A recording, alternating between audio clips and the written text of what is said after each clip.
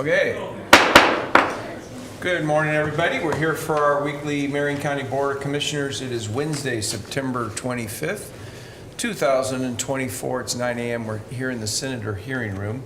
And as always, our tradition is we will start with the Pledge of Allegiance. If you will stand and join us. I pledge allegiance to the flag of the United States of America and to the republic for which it stands, one nation, under God, indivisible, with liberty and justice for all. Well, Commissioner, this is the first time in the history of my 10 years here that I have not worn a tie at board session. I was going to say, and it's a blue on blue situation, which is really throwing me off. And I do have to explain why, because we have our first thing today is a presentation. I'm going to get my flu shot on the record, and people are tired of watching me strip from my tie and my long sleeve shirt, because I don't own a short sleeve dress shirt. So Jan, I don't know if she's watching this morning. I know she's under the weather, but she told Tamara to get me a shirt. Did you wear yours? No, I forgot. I am wearing a blue shirt. So I don't have to strip down to get this flu shot. So our first thing up is I'm going to go over here and we're going to have a little presentation. Who's going to give our presentation today on the flu shot? Public comment first. I'm sorry. You just have to hang out a little longer in this awkward I'm so excited to get my shot that I forgot what the agenda really said. So first thing is public comment. Thank you, Madam Vice Chair, for reminding me. First person that signed up this morning is Jeff Mullins. And Jeff, if you'd like to come over to this chair right here. And I want to, I'm looking into what the issues are here. If this is in regards to a potential land use case that could come before the Board of Commissioners, we do not want to hear about that today. During the public, if we get here for a public hearing, that would be the time to testify about any land use issue. So Jeff, go ahead. I just wanted to give you that pre-warning, so if I have to direct you some other direction, you'll understand that. Thank you. I'll try to step away from that then. My name is Jeff Mullins. I live near 8186 River Road North. I'm directly next to it. We have a large amount of neighbors that are concerned, and I remember Danielle and you at the last meeting. I think you're new since the last time I had presented before the board, but the issue came with a signature and a petition for 200. It ended up being over 200 people. When we submitted it and you graciously accepted it, I appreciated that greatly. We had someplace north of 150, but over 200 concerned neighbors raised an issue about the expansion of activities at 8186 River Road North and the destruction of Little Catherine Meadows Park. And at that time, by the end of the meeting, you were very gracious in saying that we, as the public, would be involved in the process all the way through. You said, and you verified with Brandon, and at that time Lanny was here, and that they were going to give us a chance to speak. And in fact, Lanny met with me immediately after the meeting. I greatly appreciated it. But we tried many times to set that up for that public input. For that ability, and we were never given that. None of the public was. There's some neighbors here that I was asked to spearhead for their concerns and to mention them, and I have to go back to them and say, no, there's no meeting yet, there's no meeting. And then they came out with a decision before that input was given, and it was, you offered for us to be involved, and we appreciated it, and we would have appreciated it. So they expanded the commercial buildings, and the impact has been tremendous on farm ground. That is a prime. So I'm sorry to interrupt you. Okay. Because we received your email. Yes. Recently, and what I'm concerned about is the fact that there's certain roles that we perform as commissioners that are statutory. In a land use situation, we have to perform as a court, which means we don't get to have access to certain information before that in the event that an appeal of a legal process comes to us. At this point, while I recognize everything that you said up until just recently was valid, you've now crossed into a space of an active case that disqualifies the conversation from being acceptable for us right now. Okay, can I raise a different issue then? Honestly, Right. you'll have to talk to the chair and I'd our like legal to counsel, defer to because legal I don't counsel know on those this, because we procedures. don't want to, we don't want you to be in a position where further down the road this would, That you can't come to us. that we can't hear testimony. Okay. Scott, you want to? I would say, I don't know where the case is in the process. It sounds like the planning director has issued a decision based on what you've said, in which case there is the possibility of appeal from that hearings officer's, from that planning director's decision to the hearings officer.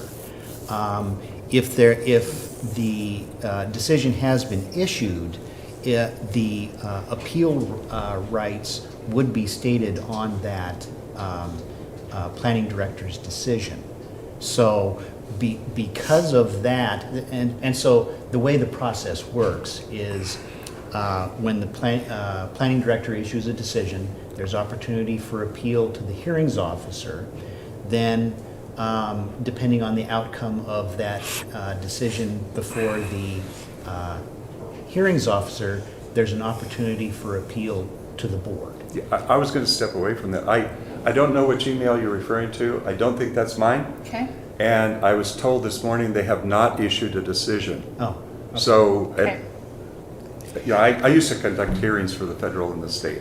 So I'm familiar We with just those wanna rules, make and I'll sure try to that we're stay, not- I'll stay away from that. Okay.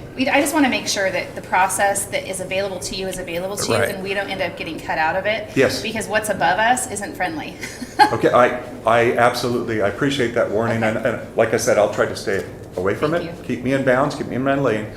So I'm limited on raising issues about farm, water use, anything like that. But I think that code enforcement and the failure to enforce the codes currently on them, as they're zoned commercial currently, and they are not enforcing codes. Multiple reports have been made for both scope of business. They're doing non-commercial activities in a commercial property. They're doing them in the parking lot. They're not even doing it inside the building. They have started earlier than 6 a.m. There was a 30-day period which I tracked those, and it was almost every working day they started right at 6 a.m. The latest they started during that period was before 7 o'clock, which is the minimum opening period. So it was reported by several neighbors that were concerned about these noises. Beeping machines, noises, everything. Yesterday morning, they were there at 6:15 a.m. Emptying porta potty. The fumes were atrocious. Lights flashing. I called up to report this. This is a repeat issue, and they've done nothing. And they're parking. They've got structures, Connex boxes, large boxes, storage bins. These are structures that are 10 feet by 20 feet, 10 feet by 30 feet. Large structures. Some of them are less than a foot from my fence. The required setback between commercial and residential property is a minimum of 10 feet. Those have been out of bounds for over 2 years. Code enforcement over a year ago said they thought it was temporary, and my response was, they've already been there for a year. That's not temporary, and they need to follow the codes during that time. The other issue, and this is a grand one for the community, they did not install ADA parking, period. And that's a violation of federal law. I was a retired rehabilitation counselor. It appalled me that the zoning did not enforce that at the time, and that was under where they're currently operating. I'm not talking about the future changes. I'll stay away from that. If I may, I don't know anything about the particular application or any of the circumstances. I do know that if a land use application can, the approval of a land use application could potentially cure a code violation, that code enforcement will stay its enforcement actions pending the outcome of the land use application. So Once again, I don't know the circumstances. I don't know if the application would potentially cure any alleged code violations. But I do know that if there's a possibility that a application could, an approved application could cure potential code violations, that code enforcement will stay any enforcement action pending the outcome of that application. Brandon just called me this morning, first time I've heard him from ever. I really appreciated the call, and I mentioned the failure to enforce codes. And I asked him if I could expect them to enforce, and he said he would look into it. But I don't know if that means that they're going to enforce codes. So if you're telling me you're going to stay the action, so you're not going to enforce the current codes under the current working environment, what do we have codes for if the public is not protected at present under whatever rules we're dealing with currently? Well, I don't care. If you change it, you change it. That's not what he's saying.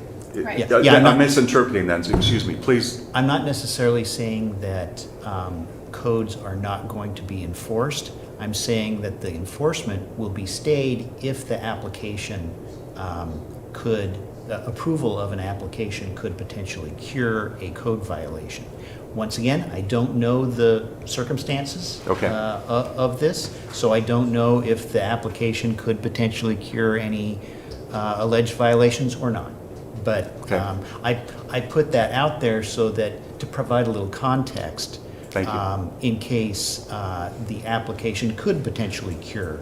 I don't want to step into something that, it sounds like there's nothing more that I can bring before the board to get action today, as I understand it. I appreciate your explanation. I'd rather have you guys involved in that decision.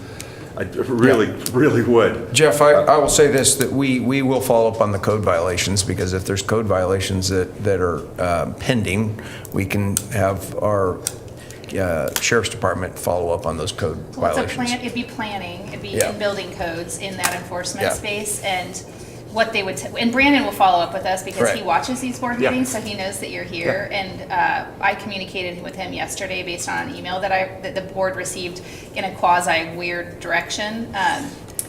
And we can also follow up on the interaction piece from the last time we heard from you. In fact, I thought this was put to bed because I hadn't heard from anybody, including our team. So I'm sorry that it's continued and that we were unaware. We will follow up with that. We are all very aware of the situation. I'm obviously a little more aware of it because of my proximity to Kaiser for a while. But that's what we can do right now. Thank you. And it sounded like things were going to go forward. We didn't get some closure. We didn't get the reports. We didn't get the involvement. And that was disappointing. At that time, though, in honesty to them, my mother went on hospice unexpectedly, Sorry. urgently, and I spent a year, 24/7 just dealing with that. So I can't blame anybody for the fact that I wasn't able to push more to get it done. But I thought that we were going to get closure. We were going to get input. And I did a few calls to say, when's the meeting? And my neighbor did more than me and tried to get the meetings, and they didn't happen. So that was our main concern. We want to be heard. And like I said this morning, Brandon said he's going to look into it. So maybe that's going to be resolved. And that's my personal issue. The broader issue, for what other people are here for, you're telling me I can't bring it up at all. So that's where, I'm disappointed because we brought some people in, and there's 7 neighbors who have stated that they're It's not that concerned. you can't bring it all, it's just not today. That's the right No, I time. know, I get. Yeah. I'm sorry. So I know we that. want you to Yeah. be a part of the process, and during the public comment of a public hearing is when we want everyone to come. Right. And we have very invested dialogue. Watch a previous public hearing. Sometimes they go for I did. hours. I became attuned to them when I went through this, and I watched several of them. And unfortunately, I even watched my bumbling at the meeting where I testified. And you guys were gracious. And for listening to me, I appreciate your time. I'm sorry that we can't present more. And if I may, I'm assuming all of you are within the notice area for the application that has been submitted. Right. Yeah, we which is- haven't received any yet. Okay, you probably haven't, if the planning director's decision has not been issued, that would be the thing that you would be getting. Or notice of a hearings, the planning director may either issue a decision or refer it to the hearings officer directly. Right. So if the planning director issues a decision, I'm assuming that all of the neighbors are within the notice area. That's the issue that I would like, one thing we could change. Sure. I hopefully. I've got neighbors in that community that are outside of, I was told it would be like 250 feet. Everyone within that area is very excited. I won't go into their whatever. But it's substantially further than that away. Jim Rogers has got to be over 1,000 feet himself. There are other neighbors in that area that are well beyond that bounds. I would ask you to expand that bounds commensurate with the petition that you received, so that it would include the people who have already expressed prior interest be included in the notices. It's only fair that they be kept abreast of something they took the interest to sign a petition for. And something to point out, those folks can ask for notice. So address that to the planning division. So I would ask them to expand the bounds. I'll do To, that. to ask for notice specifically. Specifically given- by address, Right. not, so there's steps to Okay. certain state laws that guide certain things, and we actually do go above and beyond the minimum state law for noticing here, because we believe it's important for a greater number than the neighbors on either side to be informed. Right. What Scott is saying is that the individuals that want to learn about this can call the planning department and leave their name and address for the record, and they will then receive notice at their personal request. Okay. Thank you for explaining the process. I'm sorry No. that. No, No, it's super complicated. trust me, we have to get educated every time. Why do you think we have a lawyer sitting up here with Yeah, us? Oh, I respect them totally. So that to complete the thought, if the planning director issues a decision, the individuals within the notification area and anybody who's asked for notice will receive notice of that decision, and the decision will explain the appeal rights from that decision. Right. If the planning director refers it directly to the hearings officer will issue the decision, and then likewise, that will go to the notification to everyone. And the appeal rights will be stated on the hearings officer's decision. Great. That's crystal. And that's, It's almost either one of those steps it could potentially, if somebody appeals the hearings officer's decision, it ends up in front of us. That's where it could be. And that's where another Right. public hearing would happen. This is one of those flow charts that has 5 pages. And you know what? Somebody at the state made it up. All right. So I do have 3 other people signed up, and I want to make sure that if you want to make any comments, and I think you've heard, trying to keep those comments away from a potential land use case that would be in front of the Board of Commissioners. Rhiann McDonald, and then Jim Rogers and Greg Brentano.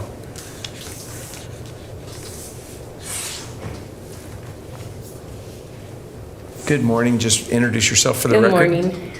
My name is Marion McDonald, and I live on 2962 Aubrey Lane in Salem, directly across from the property we were just talking about. So what I'd like to do is just say, with the parameters that have been set, my greatest concern is that we have desperately tried to follow the rules and the guidelines that are set before us to get assistance in our issues. And we did the petition. We wanted to give testimony. We wanted to participate. We were told we could participate, we would be heard, and we were not. That is very disappointing. So I want to reiterate that on my behalf, that I feel the same way as Jeff feels about being let down and not being included when we were told we would be. I feel as though we've moved forward into another territory as a result of not being able to give testimony at that time. So that's where I'm going to leave it, because I want to give testimony when it comes to the next step that we're going through that maybe we shouldn't have had to go through. So there you have it. Rhiann, thank you. I'm not sure what step you're referring to that you didn't get to have testimony, because I think some of the confusion is that this has been an ongoing process for a while, and Yeah. it's not a fast process for a land use change at all. And our planning department is very busy with lots of land use actions. I'm not sure, because we can't, there's certain things that they literally block the commissioners from engaging because of our land use process. It may be that it's taken so long and it's moved so slow that it hasn't arrived yet for your participation to occur, Right. and that is to forthcome. I know that Brandon Reich, who you spoke to this morning, is exceptionally diligent about hearing from all sides of every land use action, and he was very responsive yesterday to the email that I forwarded by just shutting down the board, saying, hey, don't engage this because it's an active case, which makes me believe that your time to have input is in the near future. It just hasn't arrived yet. And regardless, on the appeal process, let's say that there was a mistake made, because that could possibly be too, there is still time for you to be heard, and we've already heard you before previously, so the board knows that this has been an ongoing circumstance. So I don't want you to walk out of here thinking that you're being ignored or unheard, because you're not, at least not by us, and we will follow up. I know for a fact he's watching right now, so there's a process that he's going through to figure out what, if anything, got missed, and if nothing, then notice is coming, ultimately. And I can just share with you that land use is difficult and slow. And a lot of times, the folks that don't like the request need to get a lawyer. We can't offer legal advice, and our planning team can't offer you legal advice. They can only give you what's available by state law, which is really limited information. So consulting an attorney, frankly, is not a bad idea if you feel like you're on a losing side of something or something you're really passionate about. So let me comment to your comments. The process may be slow. This was over 2 years ago when this occurred. And the process wasn't slow for the change, because the change happened. The park is gone. You can't bring it back. The buildings are there. You can't remove the buildings. And we're moving into another phase of going into industrial zoning. So my window for being able to speak about the first one is gone. There's no discussion about that. Right now, there is the person is applying for industrial use. Yeah, I understand that. Okay, so I just want to make it clear, no, I wasn't heard. No, I didn't get an opportunity to speak about it, and it's already a done deal. Okay? So I The think you other did thing speak I want to about it, say Rhiannon. is we have an attorney.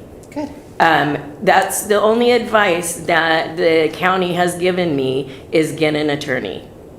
Well, we That's can't the give only you, action other I've than gotten. me talking to you right now in a public comment space, which isn't normal, we don't give advice. We can only give you direction on what the state law states. And I'm not asking for advice. I've been given the advice. I've taken the advice. I'm asking for action.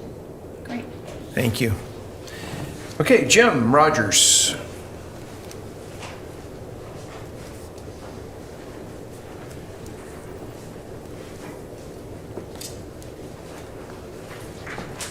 Yeah. Good morning, Jim. Just introduce yourself for the record, please. I'm Jim Rogers, 8336 River Road, Northeast, Salem. I'll be real short. The thing I would ask is something I think you can help do today, is to see what needs to be done on code enforcement Yep. from where we are today. And I think that would help everybody to know that someone is involved and looking at it and seeing what can be done and what is wrong and what codes are being broken or not broken, and Yes, help sir. us there. We will. Thank you. Thank you. Thank you. That Thanks was for a being here. good point. Okay, thank you. Greg.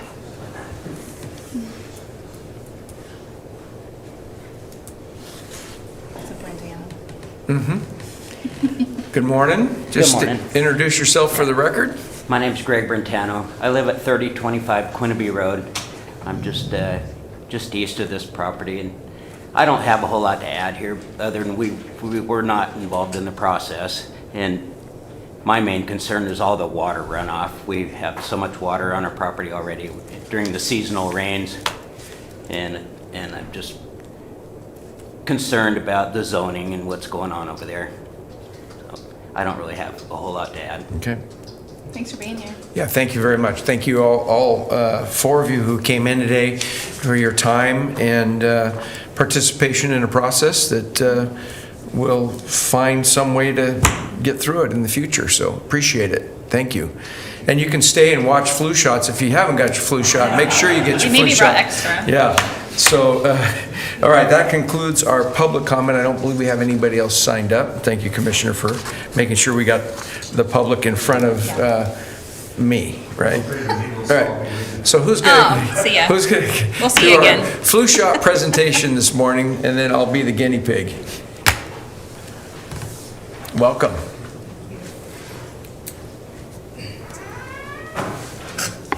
It's conveniently arriving. You're here to get your flu shot, right? You know, you told me I had to tell them yesterday. Yeah. I am Well, going to get a welcome. flu shot. Welcome. My name is Yorbi Gutierrez. I'm the immunizations coordinator for Marion County. I'm here to talk about the flu and the importance of the flu vaccine as respiratory virus season is approaching. The flu or influenza is a respiratory virus that is typically spread person to person via respiratory droplets. There are two main types of human influenza viruses, A and B. It causes mild to severe illness that can lead to death. Symptoms can include fever, cough, sore throat, runny nose, congestion, muscle or body aches, headaches, tiredness, vomiting and diarrhea. Gastrointestinal symptoms are more common in children than adults. After exposure, it takes about 2 days to develop symptoms, and people are most contagious 3 to 4 days after symptom onset. People at risk for severe illness are individuals over the age of 65, children under the age of 5, pregnant people, and people with chronic medical conditions like asthma, diabetes, or heart disease. To get a flu diagnosis, you could get tested by your doctor at an urgent care or at the emergency department. There are antivirals that can be used to treat the flu. These are typically recommended for individuals who are hospitalized for influenza and those at higher risk for severe illness. Current estimates put the disease burden between 3 and 11% of the U.S. population each year, depending on the severity of the flu season. Based on the 2023 census data, that is between about 10,000 to 40,000 Marion County residents each year. The best and most important first step to prevent influenza is to get the flu vaccine each year. It reduces the risk of illness as well as the risk of serious complications associated with influenza infection, like hospitalization and death. It is also important to stay away from ill people, cover your coughs and sneezes, and wash your hands with soap and water. The 2024-2025 flu vaccine has been updated based on the flu activity seen in the Southern Hemisphere as they experience the flu season before the United States. This year's vaccine is trivalent vaccine that protects against 2 strains of influenza A and 1 strain of influenza B. For adults ages 65 and older, a higher dose vaccine is recommended. Some myths that have been debunked: it is not possible to get the flu from the flu vaccine.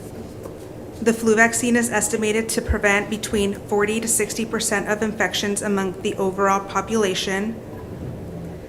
This is determined by who gets vaccinated and how well the flu vaccine matches the virus that are present during the flu season. It also takes about 14 days for it to reach maximum immunity from the vaccine. So if a person gets exposed before then, it might not work as well. This is why it might be helpful to get the flu vaccine early in the season, starting the fall, which is now. You can get your flu vaccine at your doctor's office, most local pharmacies, and at the Marion County Health and Human Services Clinic. In our clinic, we offer flu vaccines for children and adults. Flu vaccines are available for children ages 6 months and 18 years old. We do accept most private insurances and offer flu vaccines at no cost through the Vaccines for Children program to children who are uninsured, underinsured, or have OHP Medicaid.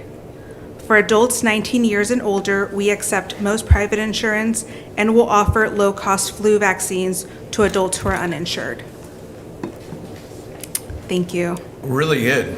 Yeah. So we have that senior booster today or not? We don't. We will have the regular That's flu because I'm so vaccine. young. We don't need the senior booster. And then I have Deborah Harris, public health nurse, with me today to administer the vaccine. I think the lieutenant should get his while I'm here. You got a long sleeve shirt on. Yeah, it's a long sleeve shirt, I can't take it off. Good morning. No, it doesn't matter. Okay. And have you ever had a severe reaction or Never. allergy to a vaccine? Never. You feeling well today? I feel great.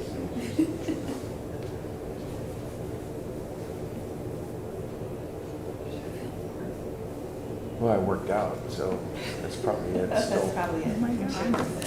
That's why you're so buff, Commissioner. Ow. You are likely to have a sore arm, but you shouldn't feel anything other than that. If you do, you have to call your doctor.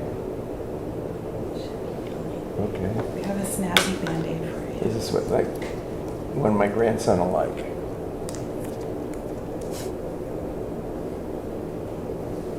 Okay. Thank you. Thank you for your Thank service. you. And get your flu shot. It'll make a difference. Yeah. I'm getting mine today. Yeah. We have some flu clinics for our employees too, don't we? Flu shot clinics. They're posted, I saw. I don't know. Do we have flu shot then? Do we? We do? Yeah, there's flu shot clinics that are scheduled for, I don't know when they are. Does anybody know? They want to come back and announce that? Do we have a schedule for our employees? There's one today at You want to just go to the microphone? Oh yeah, introduce yourself for the record. Yeah. I'm Deborah Harris. I'm one of the public health nurses. My primary focus is on tuberculosis. And there is a flu vaccine clinic for Marion County employees at Fresh Start today, but I believe you're supposed to sign up ahead of time, so I'm not sure what's available, Okay. but there is one today at Fresh Start, and then there's several. Announced in different buildings. I yes. think I've seen it posted, yeah. Oh, what? Oh yeah, use that. Oh, there you go. Use your QR code. So you get an appointment. Some people, Tamara, are like into, oh, did you need my paperwork? Yes. It's all signed.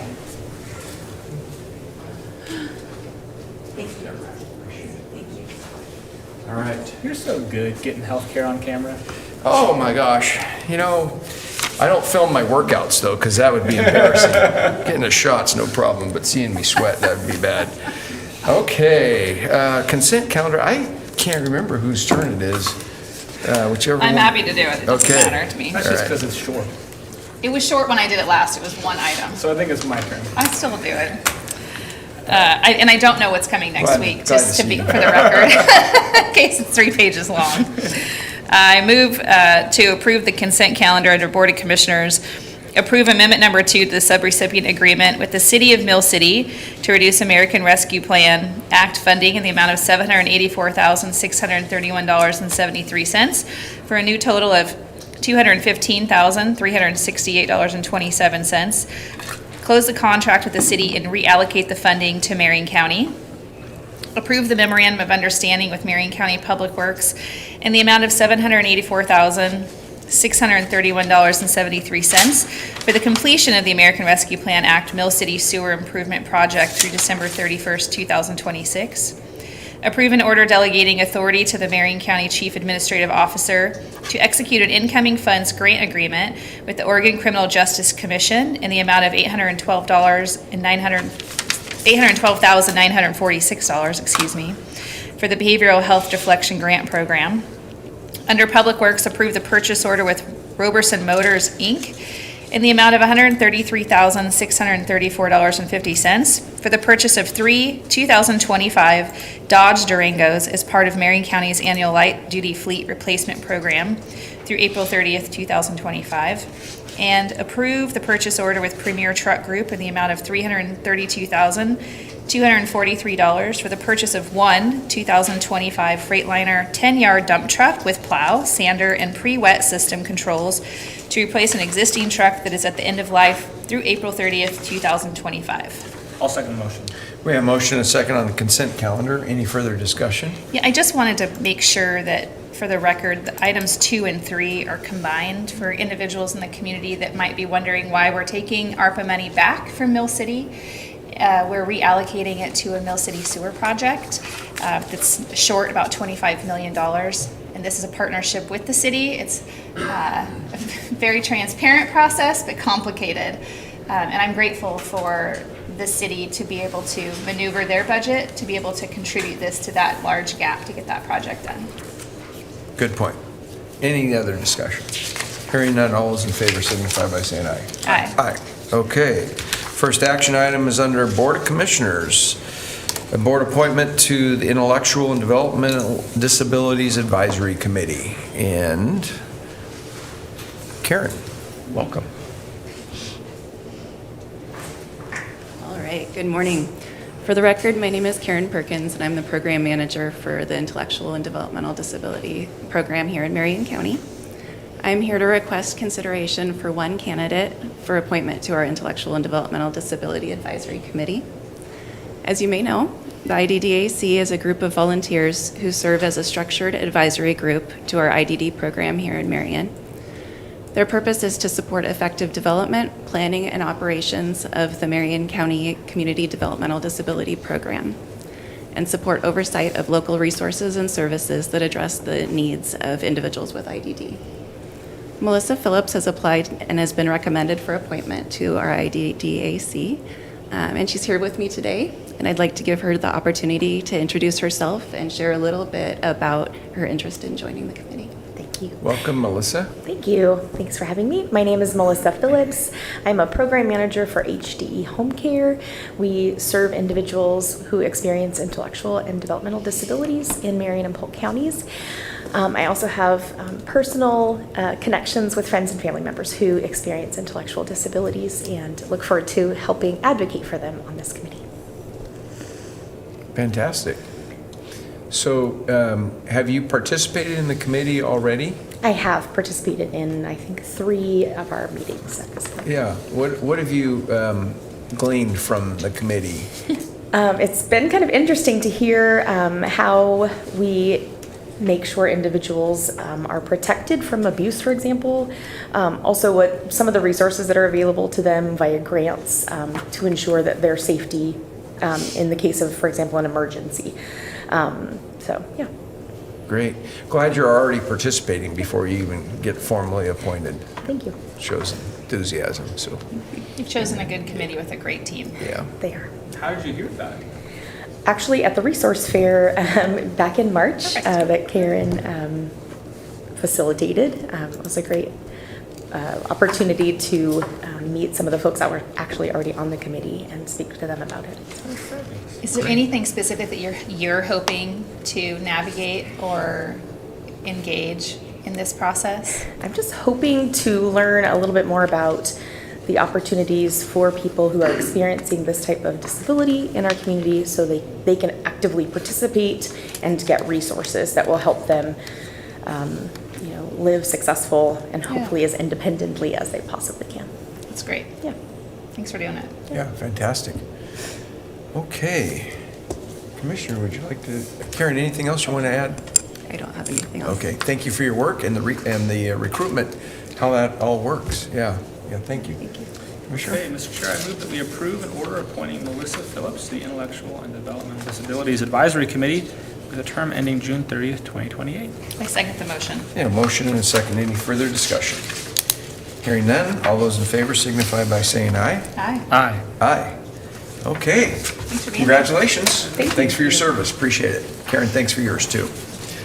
Okay, under business services, consider approval of a contract for services with Power Systems West. Good morning, Commissioners. Tamara Getch, Business Services Director, and I'm joined here today with Terry Stoner, our Facilities Manager, here to talk to you about a retroactive contract for Power Services West for $107,146.61. This contract supports efforts that began on the 29th of July. On that day, we discovered that the backup generator on the Public Works campus was no longer operational. Prior to July, we kind of had a test run of what would happen at this campus in the event we lost power. It cost Marion County hundreds of hours to do a lot of repairs that were needed to maintain operations and daily work. And we knew, Terry knew, as soon as he got the call and understood that the backup generator was no longer in operation, couldn't provide power service in the event we lost power, Marion County could be in a situation that was undesirable. So when that happened, Terry and his team went into action and began putting things in place after we received authorization from Jan Fritz, our Chief Administrative Officer, to execute a rental agreement for services for Marion County to have backup generation on this campus. So Terry, you want to talk about what happens and what's been going on with the contract? So basically, we called in Power Systems West to check out the generator, find out what the actual issue was. They found a bolt was busted in the arbitrator. So it was down. We called, we had them get a hold of a leasing company to lease a portable generator. They brought it in, got it set up. They were there until about 1 o'clock in the morning getting everything set up. Because of the importance of Building 1, Public Works Building 1, we felt that we really needed to have the backup there. And so that's why we continued with Power Systems West, is because they were already there checking it out, and they had the opportunity, they had the means to call in a company to find a generator for us. In the meantime, they took the old generator, ordered the part. The part has finally come, and we have them scheduled for tomorrow to install it. So tomorrow, hopefully, they will install the new generator, or the new part on the generator, get it running, and then tear down the temporary one, take it back, and we'll be done. It's been 2 months since we've had the backup generator, but it is exercising, so we know that it's able to take on whatever we needed. So it's worked fine for us.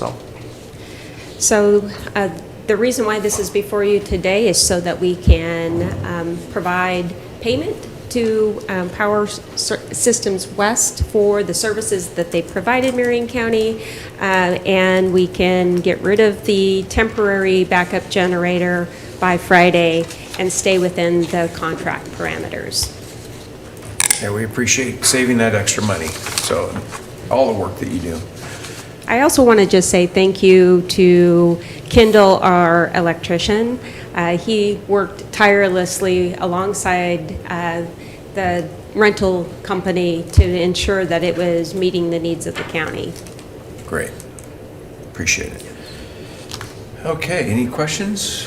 Commissioner, I'll take a motion. I move to approve the contract for services with Power Systems West in the amount of $107,146.61. for repair of an emergency generator located at Marion County Public Works and the lease of a portable generator during the repair downtime, retroactive to July 29th, 2024 through July 31st, 2024. I second the motion. We have a motion and a second. Any further discussion? Hearing none, all those in favor signify by saying aye. Aye.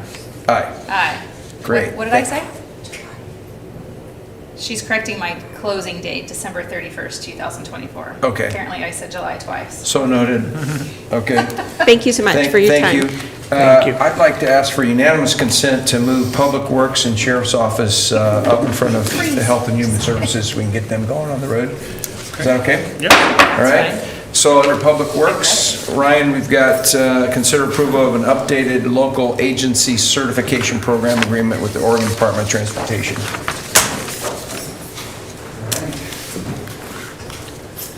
Good morning. For the record, Ryan Cruther, Marion County Public Works Capital Projects Manager. This is our certification program agreement with ODOT. It allows us to run federal projects. It outlines the rules that we use to run those projects. This was originally, we have an agreement from 2016. This is just an update as we kind of go through. They've updated it to current language, added some that used to be in supplemental project agreements.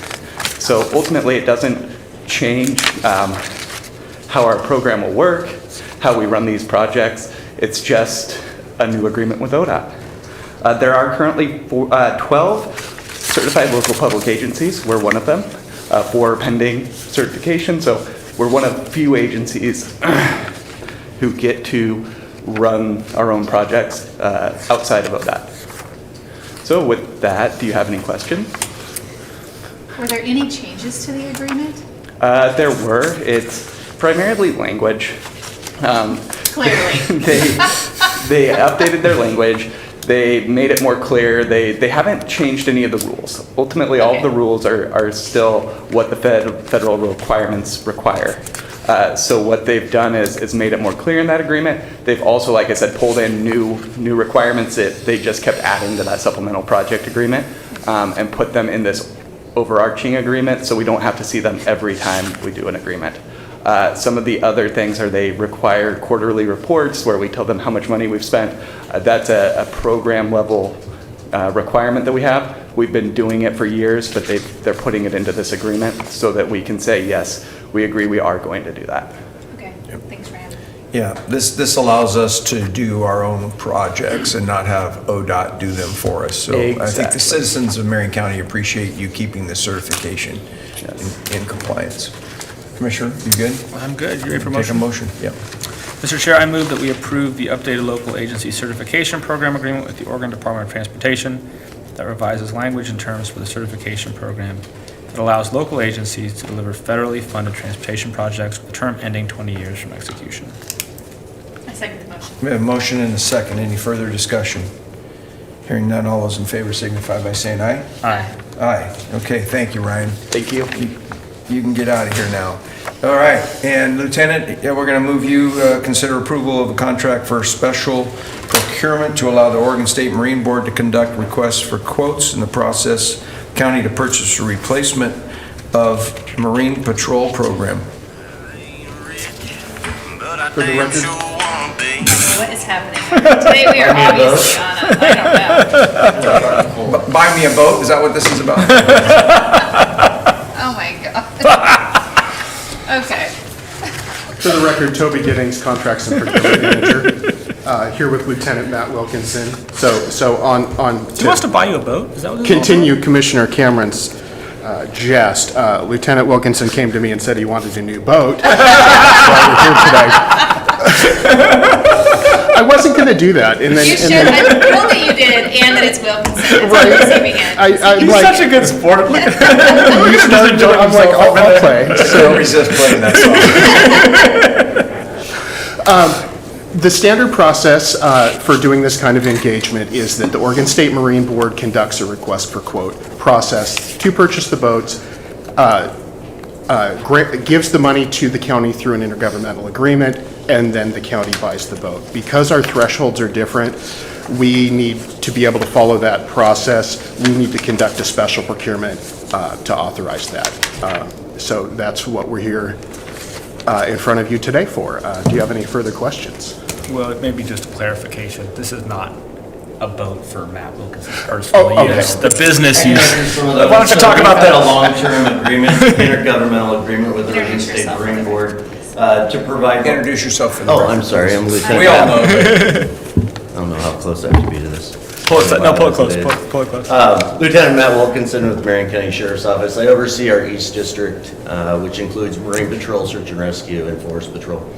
So for many years, we've had an intergovernmental agreement with the Oregon State Marine Board who provides the vessel, the boat, for our law enforcement services to ensure the safety of recreational boating as well as the recreation on our public waterways. Our current boat is a 2003 North River that is due to be replaced, and that's where this funding's going to come from, is the Oregon State Marine Board. And to ensure that our vessels are up to date and equipped, they provide that partnership. And we use this boat both up at Detroit and then also on the Willamette, is that right? Willamette River, correct. And unfortunately, it's necessary for rescues sometimes. Yes. Isn't that the case? Yes. We in fact just had a rescue last 2 weeks ago on the Detroit Lake from a small boat that had no life jackets. So. Yeah. It's a good reminder when you're out there, be safe. Yes, always bring your life jackets and wear them. Okay. If no other questions, we're going to buy him a boat. I'll take a motion. I move to approve a contract, specific special procurement to allow the Oregon State Marine Board to conduct a request for quotes process on behalf of the county for the purchase of a replacement boat for the Marine Patrol program. I second the motion. We have a motion and a second. Any further discussion? Hearing none, all those in favor signify by saying aye. Aye. Aye. Thank you. Thank you. Thank you. Obviously, that flu shot did something to him. It was loaded with sugar, caffeine, or something. All right, Ryan, thanks for being patient. Can you get us back on track, Ryan? I don't think I can. We'll buy you whatever you need, right? Ooh, okay. I mean, there are some pretty large sums coming up, so. All right. That's on There camera. are that I 2 just votes got. required, just Yeah. to Yes. Welcome. Welcome. Why does your team always sit on the back wall? I mean, I sit in the Are you back pew introducing in the church. topic, or I'm you not just saying judging. I'm not this? Just Okay. like, You're up. This is Sometimes number you just 9, feel more consider approval comfortable. amendment number 7 to incoming funds with the agreement with the Oregon Health Authority. Okay, all right. Well, thank you, Commissioners. So for the record, my name is Ryan Matthews. I'm the Administrator with Marion County Health and Human Services. And the first item that I have here today for your consideration is approval of Amendment 7 with our intergovernmental agreement with Oregon Health Authority. This is for our role as the Community Mental Health Program. This amendment adds $597,639.39 in aid and assist funding. For those that are unaware, this is for a population of individuals that were deemed unable to aid and assist in their own defense due to a mental health condition.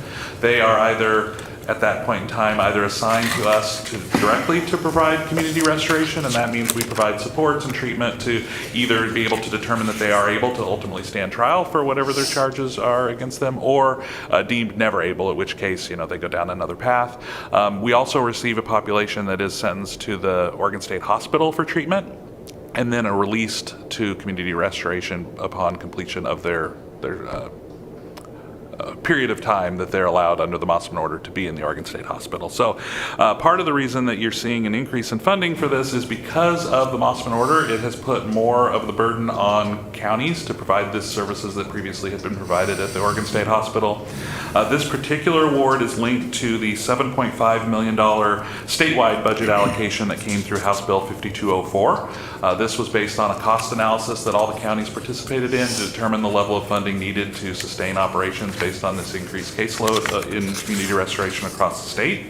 Our allocation is a little bit lower than what you would normally see in terms of the percentage of that $7.5 million, and that's because they actually used this funding to help also rebalance statewide the allocations. There were many counties in the state that got no money for aid and assist at all, and rather than in previous contract adjustments, rather than sort of take money away from the counties who are carrying the biggest burden, like us and Clackamas and Washington County, they wanted to use new funding to sort of catch up to smaller counties, so that it wasn't taking anything away from us. So this additional $600,000 will help to continue to allow us to have the proper staffing to meet this need, to help pay for things like forensic evaluations and other things that are needed. We have seen some good news on this front recently. I believe there were 3 people just within the last week or 2 that were found able, that were on our community restoration docket. So we're starting to see more access to forensic evaluators in a timely fashion. So when we get somebody that we feel like is we're able to get them in front of an evaluator, get them determined, and then allow them to move forward. So that's been a good success for us. I think otherwise, I don't know if you have any specific questions about this funding. I know we've talked a lot about it at board session because there's been many amendments kind of related to aid and assist and community restoration over the last couple of years. Well, I do, Ryan, just because this has been a big issue for our community, and I'm going to say it out loud again. My view is that the state has harmed our community with their policies with regards to the state hospital and aid and assist, and releasing folks into our community who are not stable or able to stand trial, and with no real plan for the communities. It's sort of like, we had to figure it out to the best that we could, and there wasn't a lot of coordination, and so you've all heard my frustrations about that. I was going to say I'm not going to say them again, but obviously I just did say them again. But what I want to hear from you, and what I'm interested in this, is my belief is that the state hospital, instead of doing the hard work of sort of, we know they've had challenges. All you have to do is read the news. There's been assaults, and they have a workforce shortage, and you have serious issues at the hospital. Not minimizing that, but I'm owning this opinion. My opinion is that instead of doing the hard work of fixing that and helping make the state hospital run more functionally than it has been, their decision was to just start releasing people into our community who needed hospital level of care, and kind of putting that burden on the counties. So I'm happy that there are more funds coming to help us. What I would like you to maybe talk about is how do they change the language here? What kind of responsibilities are we taking on as part of this contract amendment that are different than our current responsibilities?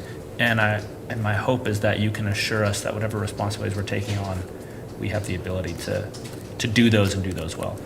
Sure. So in terms of the work of community restoration, the framework of that itself is not anything new. That's stuff that we've been doing, but we've been doing it on a very small scale. And we've been doing it with people with the level of acuity that we feel really comfortable being in our community. At this point in time, what we're seeing is people with a higher level of need that really require either inpatient hospitalization or even at the very least, high-level residential services that require sort of 24 hours 7 staffing and the access to all the needed medications and things that they have. We don't have the ability to provide that service in the community. So what we do is we do have transitional housing options. We do have staff that check on people daily to make sure that they're taking their meds, but we don't literally have visibility over this population 24/7 like you do in an inpatient setting. And there's really no way around that.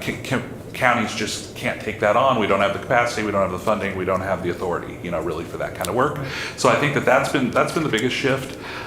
In terms of, where the sort of the risk and the liability, I think that's been a concern for counties since the start of this, because we're taking on a burden of oversight that our mental health therapists are just not used to being able to provide. Luckily here in Marion County, we do have good relationships with our courts, we do have good relationships with our sheriff's office, and we've used some of this money creatively. I mean, we do have an aid and assist docket that is funded with a deputy district attorney that we used these funds for many years ago to create. And we have a probation officer with the sheriff's office that is a community restoration monitor that is, again, helping to kind of track and provide some of those supports that really, from a healthcare perspective, we don't really feel comfortable with that kind of oversight. So I think we've tried to build as many safeguards as we can around this, but I don't think it changes the underlying issue that you raised. I do know that we also are starting a pilot project where we're starting to go into Oregon State Hospital. We haven't technically made our way in. We've gotten people trained, and we have our staff ready to go. Oregon State Hospital hasn't quite figured out how to let them in. But our goal there is if we can start building relationships before they're released, like see these individuals several months and kind of have that relationship and trust built, that again, that can help us on the back end knowing exactly how to support them rather than somebody getting released and us sort of just meeting them for the first time and figuring out, okay, what's the level of risk here? What's the level of engagement that we're going to expect? How do we wrap supports around them? We're hoping that getting to know this population earlier, will certainly help. But, we're at the mercy of the state in a lot of these efforts. I mean, we need them to be good partners. We need them to collaborate with us. We need them to do the hard work when they are there to make sure that people are recovering to a certain point.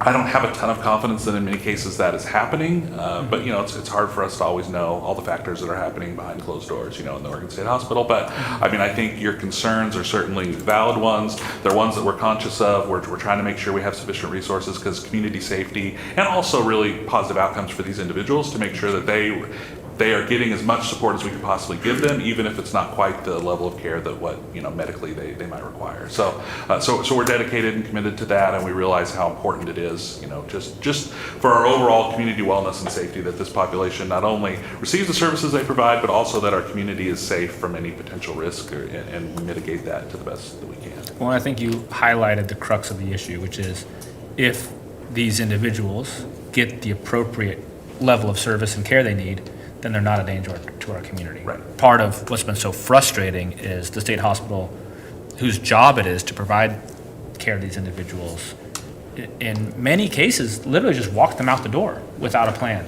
And as a result, folks in our community got hurt, and the individual who was being served at the state hospital was disserved. That was a disservice to that individual as well. So this isn't. I don't see this as a situation where you can either do right by the person suffering with mental illness, or you can do right by the community. I see this as a situation where if you do right by the person suffering with mental illness, you do right by the community. There's not two sides to this. The two sides are the state hospital needs to do its job. That's the other side. It's not. There's not a conflict between the individuals in service and the community. I think if the community gets this right, then both the individuals in service and the community will be well served. So I think that's a really, really good point. Commissioner. Yeah, I obviously agree with everything that this conversation has entailed. I have two questions. It came to my attention on Monday that we, in our juvenile detention center, we unfortunately had a youth in custody for an extensive period of time because of their co-occurring mental illness and other circumstances. I know that these funds are specific to the adult population. What does it look like for a youth? I'm super troubled by the fact that we had a youth in our custody for several months. I want to say it was over 190 days, basically an aid and assist youth, because there was no bed available for this youth to be placed in for treatment.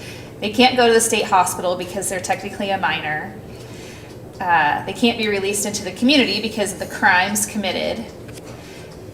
I guess this is such an interesting space to navigate. Like here we're bringing in another $500,000 to a bucket of $24 million to support adults. But does your division at all do any work in the youth space with juvenile to help stabilize or work towards anything? Yeah, I mean, we do provide some mental health assessments sometimes for individuals coming into the juvenile to just kind of determine what their mental health needs are.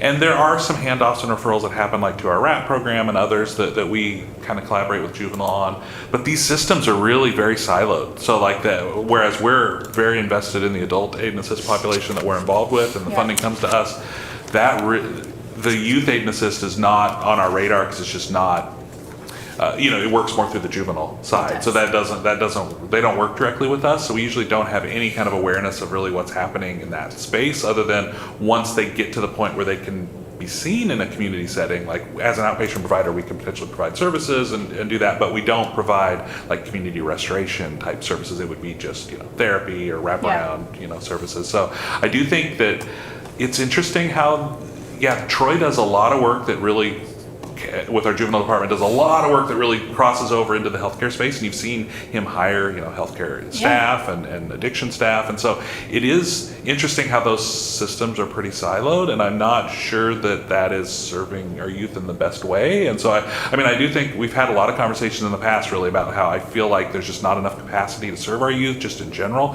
whether that's inpatient beds, whether that's outpatient capacity, whether that's just resources. There seems to be so much of an investment in, and a lot of it's due to public safety concerns, but in the adult population that you see on the streets or impacting our community in a lot of different negative ways, and youth kind of get overlooked and forgotten. And I don't know, I don't know what the answer is there, but I do feel like I'm hoping at some point people start asking more of those questions so we can really start to tear down some of these siloed systems and figure out like what's going to give us the best outcome for our youth to have a successful path forward, so we don't just go from one sort of correctional setting, then they age out, and then now they're in a different correctional setting, and it just never really gave that youth a chance to succeed. Yeah, well, I'm sure that when I talked to the governor about this a few months ago, she was like, yeah, I'll look into that. I'm sure some study will come out of it, and we'll have to study about how terrible it is, and then this youth will end up in our jail. And frankly, this youth has been in jail. They've been in youth jail, which is a terrible place to be. Worse, I think, than in an adult jail, because imagine what their family is going through, in addition to the fact that this youth is just stuck in a space. And while it's a semi-nice space, I suppose, to the best of our ability, this is super troubling me. The last couple of days, I've really just been trying to figure out how to navigate more attention, which is why I'm bringing it up here. And I will be making more noise about it, which isn't really your problem, but children's behavioral health is under your purview, and I feel like there should be some relationship between, a more concentrated relationship between what they do there, that family setting, and these youth that are interacting in the justice space, because they do get lost, and then they are becoming a permanent fixture in a space we don't want them. The second question I have is related to the SRTF beds that are coming online. This $600,000, this community restoration, to Colum's point about being frustrated that the hospital is really not doing their job, and I think their goal, I don't know what this hospital's job is, but it seems like OHA's focus right now is to provide funding into the community spaces and let private providers take on this responsibility. Will those beds that are coming online next year be able to support this population? Do they have a way into that facility, the more harmful individuals, or is this only like, hey, you're going into a house on a neighborhood street near you? Good question. We are very excited that we're going to have an SRTF in Marion County. I know that group that's put that together is making progress, and they have a provider in place with telecare that'll be taking that on. This will be an eligible population for that SRTF. Okay. We did make sure of that because that was really the biggest need that we had. Some SRTFs are really only for like the PSRB population. Those tend to not be as short supply as like this aid and assist or civil commitment population. So we're excited that they're building an SRTF for that.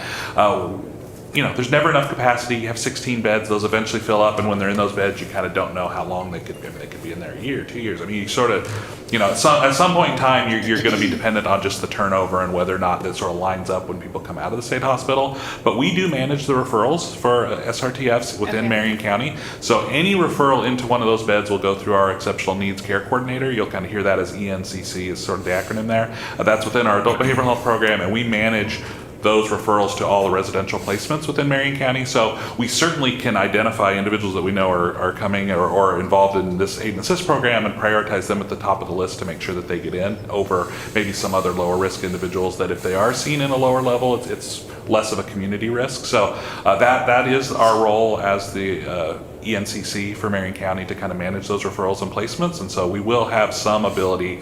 It's not 100% because again it's capacity issues regardless, but we will have some capacity to be able to direct people to the appropriate referrals to make sure those that are of highest risk for us, that are most that we don't want to be residing in the jails, for example, that we can get them placed in SRTFs. We will be able to do that. Great, thank you. Chair, that's all I had. Okay, so we will take a motion. Commissioner Willis, if you'd like to make that motion. All right. Mr. Chair, I move that we approve Amendment Number 7 to the Incoming Funds Intergovernmental Agreement with the Oregon Health Authority to add funding in the amount of $597,639.39 for MHS04 Aid and Assist Client Services for a new contract total of $23,469,282.04 through June 30th, 2025. I second the motion. We had a motion and a second. Any further discussion? Hearing none, all those in favor signify by saying aye. Aye. Aye. All right. Thank you, Ryan. Oh, I'm still up. Debbie's out on a training, so I've got her Gonna be next two here the topics. rest of the day. All right. Consider approval of contract for services with Salem Health in a not-to-exceed amount of $200,000 for the county to provide mental health screening services at Salem Health Emergency Department. You're it. All right. So this is an agreement that's been in place since 2004. We operate a 24/7 crisis center, the Psychiatric Crisis Center, on the grounds of Salem Health. One of the reasons for that is because there was really an incentive to make sure that people who are experiencing a mental health crisis don't end up in the emergency department. Not only for just high cost utilization purposes, it's also just not the appropriate setting to see those individuals. But occasionally people will end up in the emergency department that there's an identified need where they could be experiencing a mental health crisis. And in that case, they request a screening from one of our qualified mental health professionals. They would go into the ED. They have hospital privileges to do so. They conduct those mental health screenings on a 24/7 basis as needed. And then if it's determined that they do have a mental health diagnosis, they would take them back to PCC, get them connected to resources, provide services outside of the emergency department. This is a fee-for-service contract, so while it says it's up to $200,000, that would be really sort of horrific if that many people are experiencing a mental health crisis ending up in our ED. So, because we are paid $200 per assessment that we conduct. Just to put it into frame of reference, in the last fiscal year we had 26 screenings. So, it's a couple per month. It's certainly not that level of frequency, because primarily we want those individuals brought to PCC to begin with. This is only a case of sort of, maybe they have some other health-related issues that got them in the emergency department in the first place, and then it's sort of identified that they might have a mental health crisis or need, and they bring us in. This arrangement that we've had with Salem Health has been a really productive collaboration for us for decades at this point. We really value their partnership, and we're happy to continue to provide these services if this contract is approved by our commissioners, and I'm happy to answer any questions that you might have. I don't have any questions. I think it's super important, the relationship, and I appreciate that your team's willing to currently walk across the parking lot and in the future drive, and I hope that future is near us sooner than later. I hope so too, and luckily we're not moving that far away, so it's just a Right. quick little drive over, and we'll be there to do these. Yeah. Good. All right, I move to Okay. approve the contract for services with Salem Health in the not-to-exceed amount of $200,000 for the county to provide mental health screening services at the Salem Health Emergency Department retroactive to September 1, 2024 through August 31st, 2026. I second the motion. We have a motion and a second. Any further discussion? Hearing none, all those in favor signify by saying aye. Aye. Aye. Okay, you're still up. We're here. Consider approval of contract for services with Salem Health in a not-to-exceed amount of $500,000 to provide acute inpatient psychiatric services retroactive to January 1, 2024 through June 30th, 25. All right, so this is another agreement with Salem Health, one that's been in existence for quite some time as well. Salem Health is a great partner. They do a lot of amazing services, and one of the services that they do provide in their hospitals, they do have acute inpatient psychiatric beds. Our role as the community mental health program is to assure that the non-Medicaid population in our community has access to acute inpatient beds as needed. And so we have an agreement with Salem Health that we will reimburse them at the Medicaid reimbursable daily bed rate, which is $3,241 per day, so pretty expensive daily rate. But we will pay them for non-Medicaid individuals that they take referrals for. And so usually what happens is if somebody doesn't have Medicaid, but they need inpatient psychiatric care, this contract allows them to get access to that so that Salem Health knows they will get paid. And then one of their top priorities is to then get them connected to Medicaid. So usually we don't have to cover the bed days for very long for an individual, but the up to amount is up to $500,000 because there's always the risk that you have some high-level hospital claims. But we do want to make sure that if individuals need access to that level of care, that we're able to get them into that access to care. And we do receive funding from Oregon Health Authority for this purpose. And then we try to also maintain a prudent reserve in case, something happens, and like I said, there's hospital claims that are over and above the intended utilization. So hopefully with this approval, we'll make sure that people who need access to this level of care will be able to receive it. And I'm also happy to answer any questions you might have about this one. I don't have any questions, but just for a point of clarification, on item 10 that we just discussed, that's incoming funds, correct? On the $200,000 Correct. incoming? Yeah, you're right, it's titled kind of, That we fair? receive up to the 200,000. Here, we are paying out. We are contracting. Okay. I mean, I understand that after listening to you talk, but if I was just to look at this on the internet, I would be thinking that we're paying out Salem Health today You're about right. 700 grand. So whoever wrote those paragraphs needs to be more clear. Correct, yes. Because now we're going to be paying up to $500,000 for services we need from them. Correct. And we historically never. One is money going out, one is money coming in. Yes, and we've never historically paid up to the full contract amount. Again, this is sort of an up to, because it's like we don't want somebody to risk being sort of kicked out of a needed hospital bed. You want to have an up to authority. For sure. But we tend to, I believe last year we paid out maybe 150,000 or so in total bed utilization days. Because again, it's based on specific bed days billed to us for non-Medicaid, and that tends to not be for very long. They can get Medicaid and it gets backdated and it covers a lot of the hospital stay. Right. Yes, thank you. Super important service. Glad we have the partnership and now the clarification that we're writing them a check. Correct. Yes. Okay, ready for motion? Yes.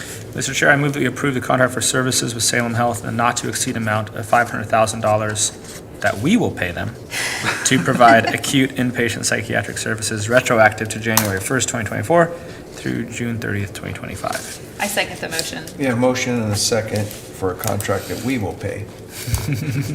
Any further discussion? Hearing none, all those in favor signify by saying aye. Aye. Okay. Thank you. That's a good clarification. Now you're leaving? Thanks, Ryan. Now you're just going to observe? All right. Consider approval of sole source determination to allow the county to award a contract to Availity LLC Essentials to support Marion County Health and Human Services electronic health record system. And just before you start, I love that you're always so cheery. Like here and upstairs, like you're just beaming. And maybe it's nerves, or maybe you just love us that much. And I'm going to go with the latter. So I'm thrilled to see you. I think Ryan just hired a wonderful person. That's true. Oh, thank you Great so team. much. It might not have anything to do with us, Commissioner. I'm going to take the credit because you said you're so good. Well, the first time I was very traumatized and I haven't learned my lesson, so now I'm back for more. You know what? This is how you work through trauma. You just slowly maneuver Very through it true. in a safe place. That's very true. Hi, Commissioners. Hi, Scott, Brenda. My name is Mai. I'm Senior Administrative Services Manager for Health and Human Services.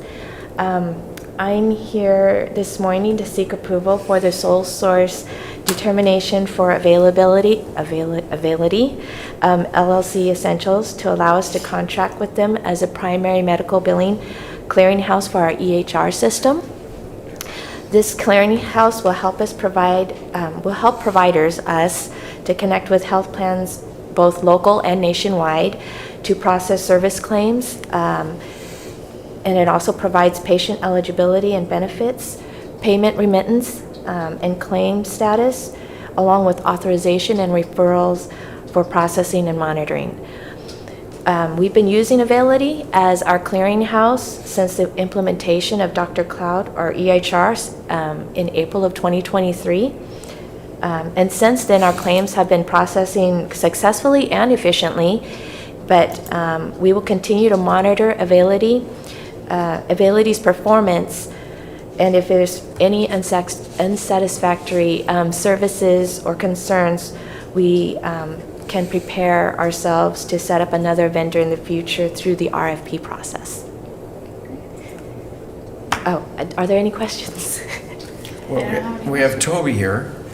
Toby Giddings, Contracts and Procurement Manager. You know I love speaking in front of you, but Mai begged me to be the one to speak.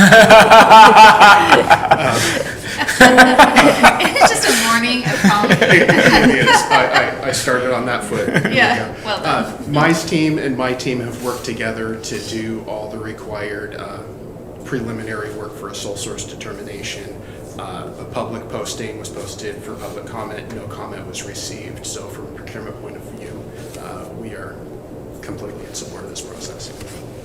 Okay. Any questions? Otherwise, we'll take a motion. All right. I move to approve the sole source determination to allow the county to award a contract to Availity LLC Essentials to support the Marion County Health and Human Services electronic health records system. I'll second the motion. Motion and a second. Any further discussion? Hearing none, all those in favor signify by saying aye. Aye. Aye. Okay. Thank you so much. Thank Have a you. good day. Thank you. You too. All right, next and finally last, consider approval of amendment number 3, the contract for services with Garten Services, Inc. to extend the term date September 30th, 2026, and add $500,000 for a new contract total $1.3 million to provide janitorial services at multiple county locations on a scheduled as needed and emergency call basis. Yes. Good morning, Commissioners. Rhett Martin, Administrative Services Division Director with Marion County Health and Human Services. And I'm here this morning to seek approval for that third amendment to our contract with Garten. It adds 2 years and $500,000 for a new contract total of $1.3 million, and it will expire in September 2026. Since 2021, we've contracted with Garten to provide janitorial services at all of our leased facilities, which includes Silverton Road, the Silverton Road buildings, our Beverly buildings, the Crisis Center, Woodburn, and the cottages on the Oregon State Hospital grounds. And they do a fantastic job. We receive consistently good feedback with their regularly scheduled services and the on-call. Are there any questions? Just to clarify, so it's, Yeah. it's roughly 200, a little over 200 grand a year is what we're paying. Is that right? Yeah, approximately. Yeah. All right. Okay. Okay. Ready for motion? Take Okay. a motion, Commissioner. All right, give me a minute here.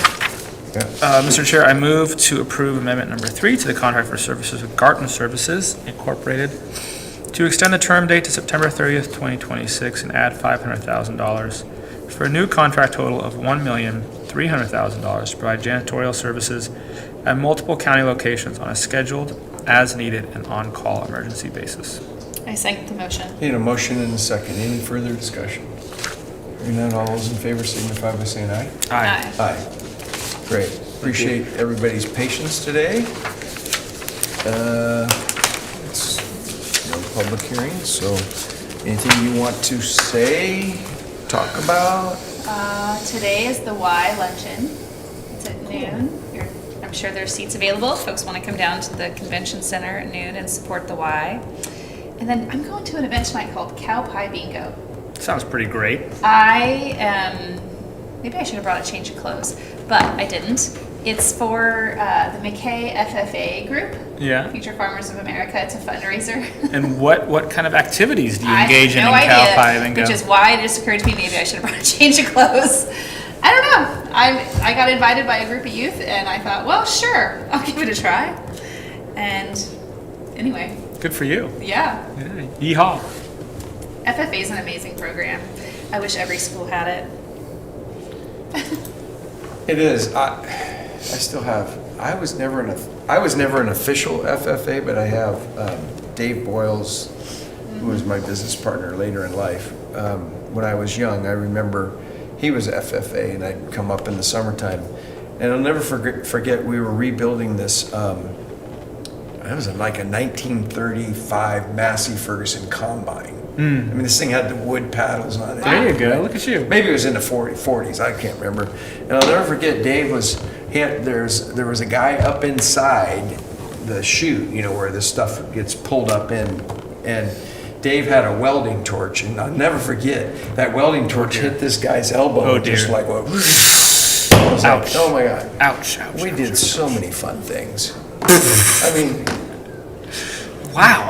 Yeah. You put And those two now- sentences together. You know what I have to say is that because of you, OSHA exists. no, I was driving. I think I was like 14, and I'm driving the pickup behind the combine, right? Because somebody you had to. That's it. I was scared to death I was going to get thrown in jail.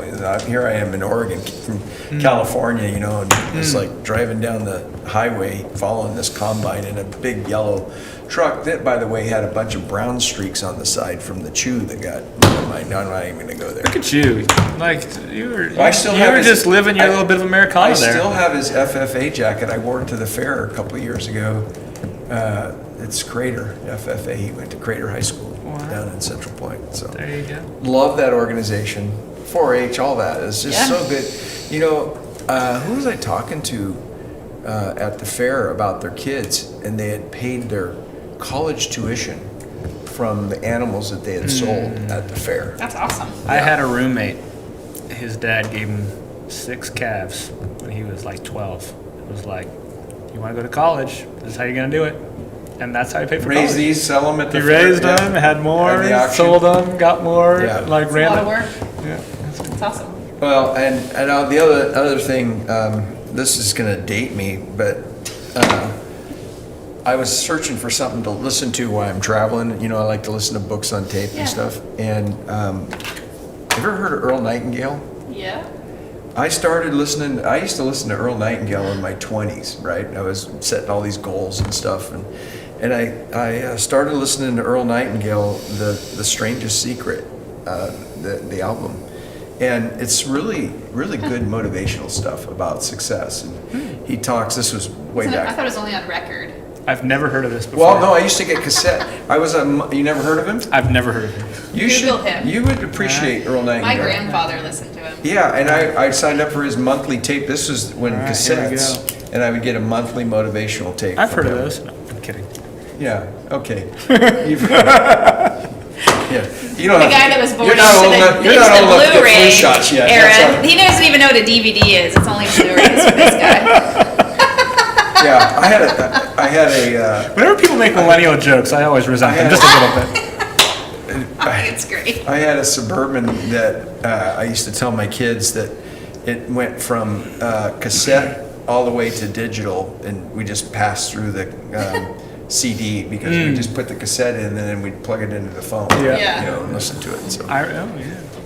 Yeah, all right. great. Well, I did. And in full disclosure, I sent that album to both my son-in-laws and my daughters. I know I'm going to hear about it. I just wrote it down. Earl Nightingale. Yeah. You're gonna learn something about the world. Well, you have to be careful how he talks because, you know, he starts out about, you know, I think it's like if 10 men or whatever he uses men, but he's talking about women. Later he talks about success and what is success. It's and- pretty patriarchal in the beginning. And then there's, you know, then the Really? women's movement comes along and feminists start to have an opinion and I think it evolves. I guess I never got Frankly, there. that's what happens. I never got there, but he does talk about being successful. You know, you can be successful as a mom. You know, being the best mom possible, but having goals, right? Everybody needs to have goals. It was really good. Anyways, I heard somebody once say a bad plan is better than no plan at all, and I kind of agree with that. I just think you're supposed to pick something you love and do it well. that's what this message is. Yeah, that's exactly what it The is. secret. All right. Now that you've had all of our advice for the day. Earl Nightingale, I can tell you all those motivational things I used to listen to, and I'm going to start listening to them again because my life is not over. You ready? Okay, we're adjourned. All right. Yeah, I was like, God, this is good stuff.